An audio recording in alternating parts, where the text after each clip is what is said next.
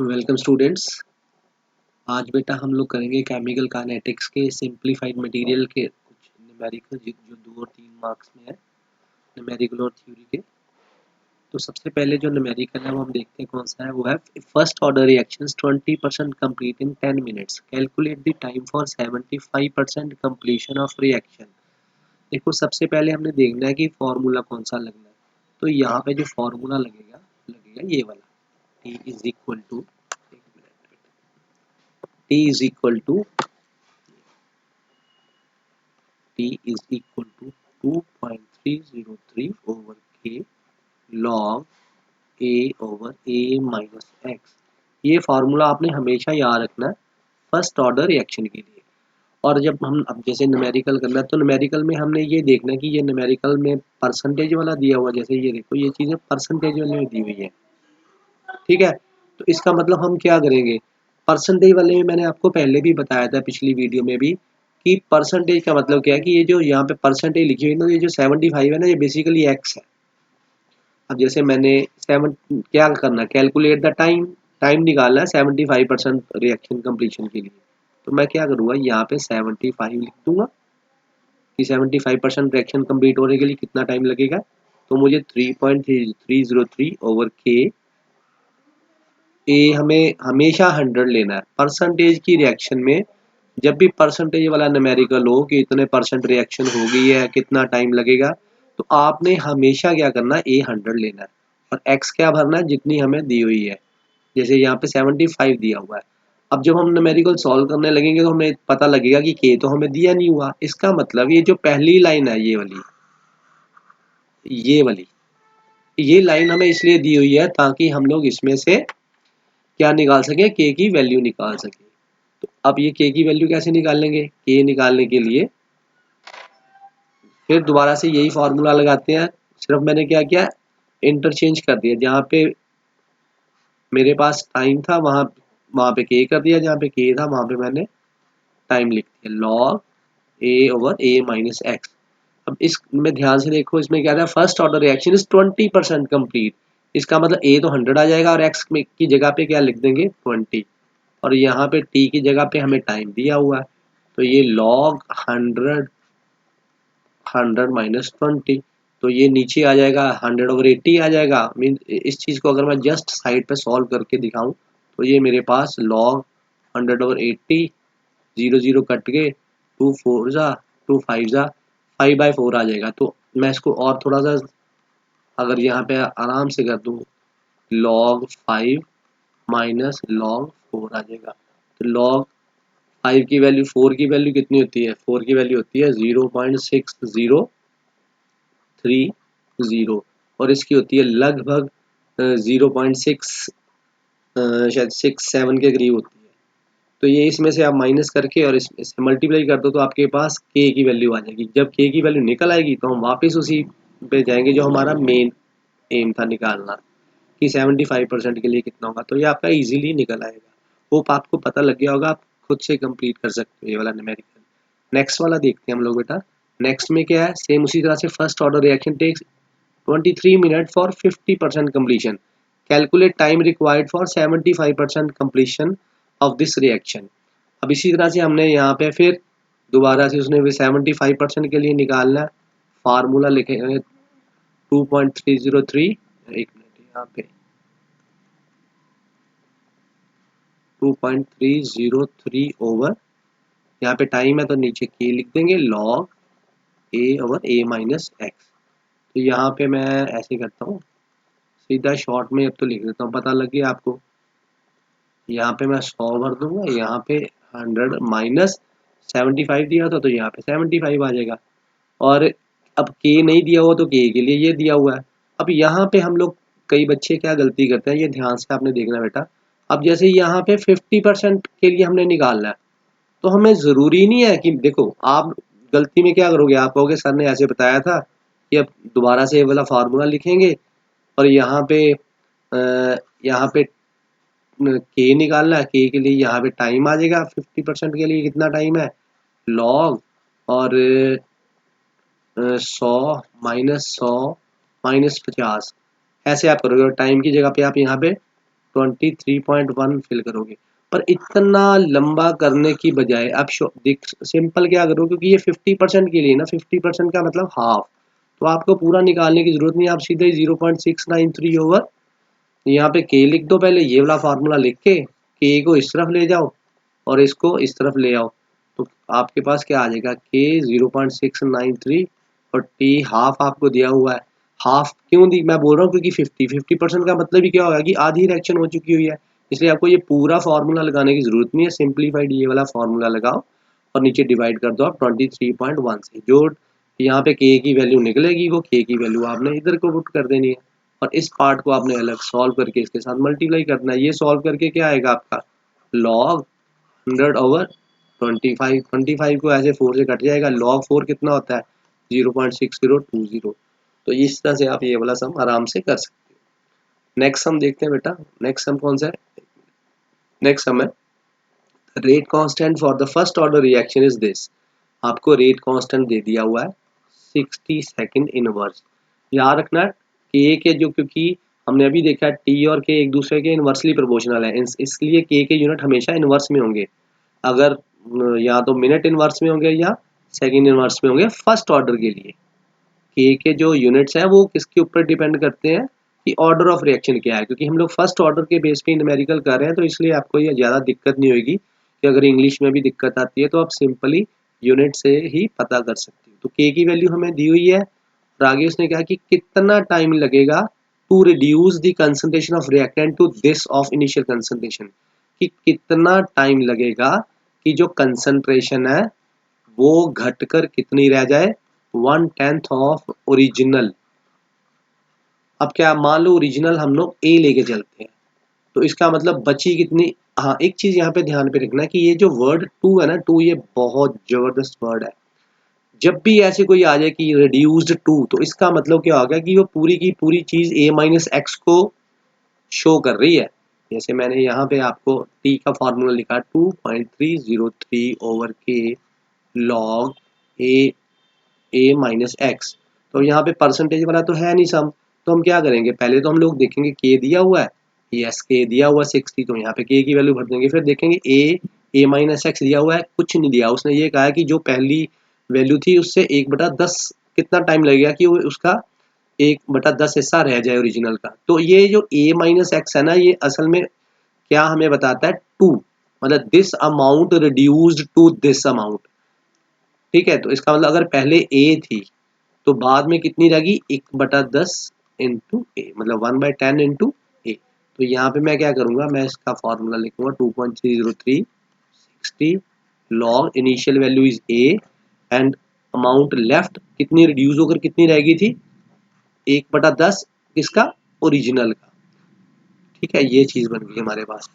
तो यहाँ पे ए कट गया, 10 जो अब ऊपर को चला गया, तो यहाँ पे क्या आएगा हमारे पास 2.303 ओवर 60 लॉग, यहाँ पे आ जाएगा हमारा लॉग 10। लॉग 10 क्या होता है बेटा 1। तो आप इसको अब जब सारा सॉल्व करोगे तो आपके पास लगभग 0.038 के करीब जो है वो वैल्यू आएगी। तो आंसर यहाँ पे दिया हुआ है 46.2 मिनट। ये गलत है बेटा आंसर। तो ये देखो, ये भी इतना दिया हुआ है, ये भी इतना दिया हुआ है, ये गलत है, दोनों डिफरेंट है ना। तो ये गलती से हो गया होगा, आप करके देख लो, आपका इतना ही लगभग आंसर आएगा, 0.038 के करीब आंसर आएगा। तो आप इसको इग्नोर कर दो, ये गलत यहाँ पे प्रिंट हो गया। उसके बाद देखो नेक्स्ट बेटा, नेक्स्ट न्यूमेरिकल क्या है, calculated 2/3 life of A first order reaction. अब यहाँ पे रिड्यूस्ड टू करके कुछ नहीं दिया हुआ, तो मैं क्या करूंगा, अगर पहला ए आपको ए ही मान लिया तो ए माइनस एक्स क्या लेंगे, तो यहाँ पे ये ए माइनस अगर तो होता ना टू, फिर तो बात लगती। यहाँ पे हम करेंगे इसकी जगह पे तो यही आ गया, और इसकी जगह पे क्या लिखेंगे 2/3 ऑफ।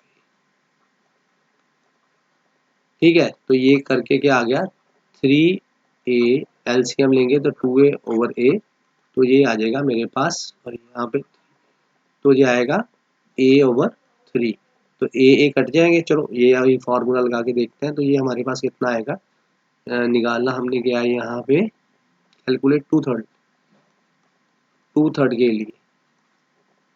तो यहाँ पे 2.303 के की वैल्यू हमें दी है 5.48 इंटू 10⁻14 इंटू लॉग ए, और यहाँ पे हमने सॉल्व करके क्या कर दिया a/3, ए कट के 3 यहाँ पे आ गया, तो यहाँ पे 2.303 5.48 इंटू 10⁻14, और यहाँ पे log 3 की वैल्यू आ जाएगी, यहाँ से निकल के हमारे पास आ गया log 3, और log 3 की वैल्यू कितनी है हमारे पास 0.4771, तो यहाँ से आपका 2/3 लाइफ के लिए जो टाइम है वो यहाँ से निकल आएगा।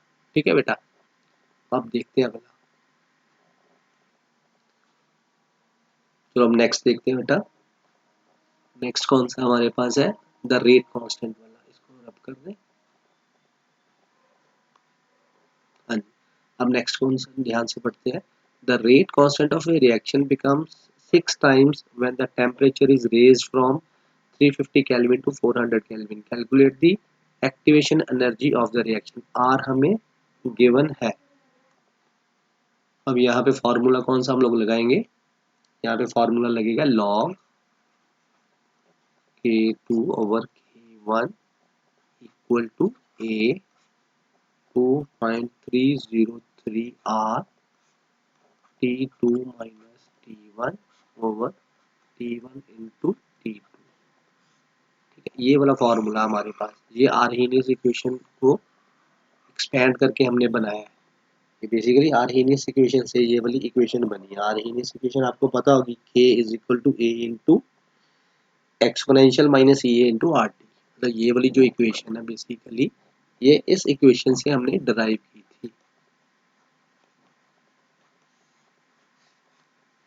दोनों तरफ लॉग लेके फिर ये वाली बन गई थी। ठीक है, हमारे काफ़ी बोर्ड के न्यूमेरिकल्स इसी फॉर्मूले के बेस पे आते हैं, तो हम लोग इसको करते हैं।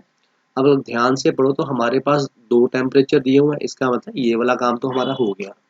क्योंकि जब भी अब आपको निकालना है क्या, एक्टिवेशन एनर्जी, इसका मतलब मैंने ये चीज़ निकालनी है, ये this is important for me. ठीक है, ये चीज़ निकालनी है, इट मीन्स बाकी सारी चीज़ें जो हमें वो दी होनी चाहिए। तो अगर मैं ध्यान से देखूँ K2 क्या है, रेट कांस्टेंट दिया हुआ है। अगर आप ध्यान से पढ़ो तो क्या, rate constant of A reaction become 6 times when temperature is, कहता है जैसे टेम्परेचर आपका 350 था, जब वो टेम्परेचर बढ़कर 400 केल्विन हुआ तो रेट कांस्टेंट 6 गुना बढ़ गया। मान लो यहाँ पे रेट कांस्टेंट मैं मान लेता हूँ K है, अब वो इंक्रीज करेगा, इंक्रीज करने पर कितना बढ़ गया, 6 टाइम्स। मतलब अगर पहले K था तो अब कितना हो गया, 6K। तो इसी चीज को हम लोग यूज करेंगे। जैसे ये आपका K1 हो गया और ये आपका K2 हो गया, तो अब आपको K1 की वैल्यू भी यहाँ पे पता है, K2 की भी पता है, R की वैल्यू हमें गिवन है यहाँ पे, और यहाँ पे हम लोग क्या करेंगे, T और T1 की सारी वैल्यू फिल करके आपके पास ये आंसर निकल। ठीक है बेटा, ठीक है बेटा, अब आपको ये पता लग गया होगा कि कैसे करना है। आपने जस्ट वैल्यू पुट करके इसकी जो आंसर आपने निकाल लेना, सारा कुछ पता है, सिर्फ ये निकालना अपना एक्टिवेशन एनर्जी। नेक्स्ट क्वेश्चन देखते हैं। नेक्स्ट क्वेश्चन कौन सा हमारे पास, 6, calculate the half life of A first order reaction having this. आपने क्या करना है, आपने हाफ लाइफ निकालनी है। हाफ लाइफ का फॉर्मूला हमारे पास क्या है, 0.693/K। तो आपको K की वैल्यू दी हुई है, ये तो बड़ा सौखा है, कितना इजी सा में, ये तो मुफ्त के नंबर है। तो आप वैल्यू इस पे फिल करोगे और आप आंसर निकाल लोगे। नेक्स्ट न्यूमेरिकल देखते हैं, वो भी सेम उसी तरह का ही है, P half is equal to 0.693/K। तो K की वैल्यू हमें कितनी दी हुई है, 4.93 इंटू 10⁻⁻4। वो यहाँ पे फिल कर देंगे, इसको सॉल्व कर लेंगे। ये सारे क्वेश्चन सिमिलर ही है, आप खुद से कर सकते हो। हम लोग तब तक नेक्स्ट देखते हैं। नेक्स्ट वाला क्या है हमारे पास,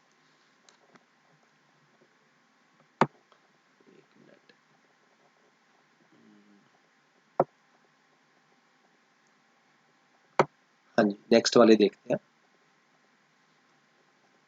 अब नेक्स्ट वाले में क्या है हमारे पास है, define the pseudo first order reaction.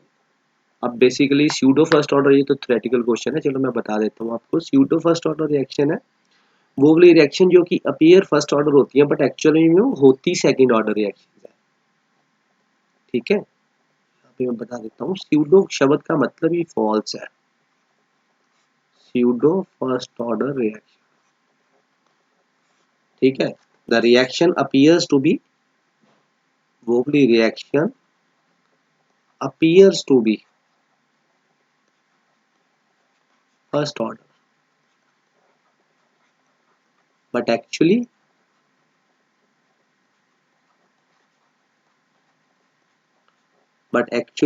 वो होती क्या, सेकंड ऑर्डर, ठीक है। ये होता कब है बेसिकली, कब ऐसे होता है, दिस हैपेंस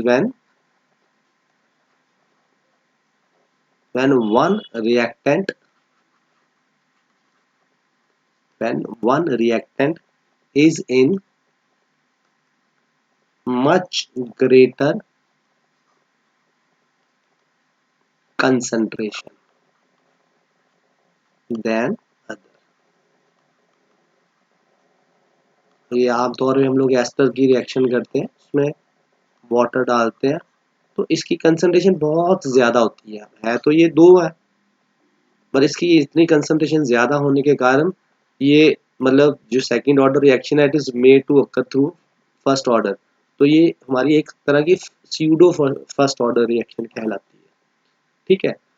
वो आपको पता लग गया होगा बेटा। इसी तरह से मॉलिक्यूलरिटी ऑफ द रिएक्शन, अब मॉलिक्यूलरिटी क्या होती है, जितने भी सिंगल स्टेप्स रिएक्शन है उसमें जितने सिंगल स्टेप्स रिएक्शन में जितने मॉलिक्यूल एक दूसरे के साथ साइमल्टेनियसली कंबाइन करके प्रोडक्ट बनाते हैं उसको हम लोग बोल देते हैं मॉलिक्यूलरिटी। ये हमेशा सिंगल स्टेप में के लिए होती है, सिंगल स्टेप के लिए होती है। अगर सपोज कर लो कोई रिएक्शन कॉम्प्लेक्स है, कॉम्प्लेक्स रिएक्शन का मतलब नंबर ऑफ स्टेप्स में रिएक्शन हो रही है, तो हम रेट डिटर्मिनिंग स्टेप से निकाल लेते हैं, क्लियर है। नेक्स्ट इसी तरह से ऑर्डर और मॉलिक्यूलरिटी का डिफरेंस आ गया। ऑर्डर और मॉलिक्यूलरिटी में यही डिफरेंस है। सबसे पहले तो डेफिनेशन दे दो, ये तो basically some of the powers है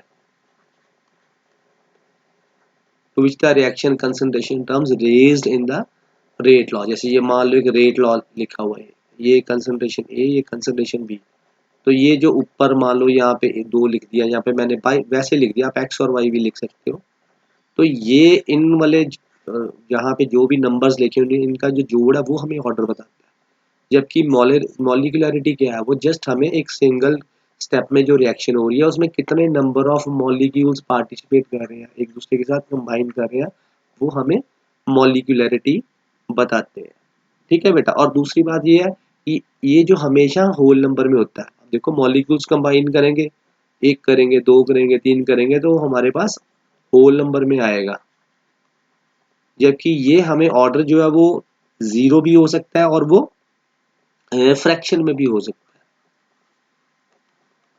क्योंकि ये तो और ये एक्सपेरिमेंटली है, ये एक्सपेरिमेंटल मेथड से निकाला जाता है, ये जबकि ये एक्सपेरिमेंटल मेथड से नहीं निकाला जाता, क्लियर है बेटा। ये जो मॉलिक्यूलरिटी है ये जस्ट हमें सिंगल जो रिएक्शन है उसमें ही निकाल लेते हैं हम लोग, क्या उसको बोलते हैं, मतलब अगर आपने ऑर्डर निकालना है तो सीधा आप रेट लॉ को देखो, रेट लॉ में जो भी यहाँ पे पावर्स दी हुई है उनको ऐड कर लो। अगर विद रिस्पेक्ट टू रिएक्टेंट पूछी गई है तो आप अकेले अकेले बता देना, अगर ओवरऑल पूछी गई तो इनको ऐड करके बता देना, क्लियर है। और मॉलिक्यूलरिटी हम एक्सपेरिमेंटली मॉलिक्यूलरिटी जो है ये क्योंकि रेट लॉ है ही एक्सपेरिमेंटल है और मॉलिक्यूलरिटी थ्योरेटिकल है, कंसेप्ट एक तरह का।